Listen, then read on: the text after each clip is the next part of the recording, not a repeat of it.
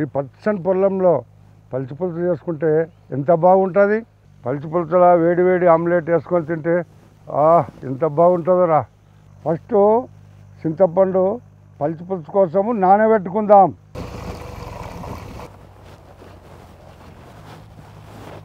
First ఉల్లిగడ్డ వేసుకుందాం, మిర్చి వేసుకుందాం, ఇంత బెల్లం వేసుకుందాం. బాగా కలుపుకుంటే మంచిగా ఉంటుంది.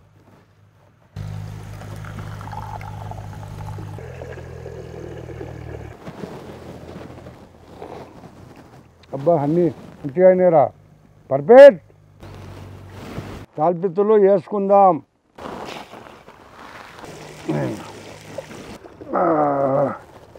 అమ్మగా వాసన వస్తున్నారా నాయన ఇప్పుడే.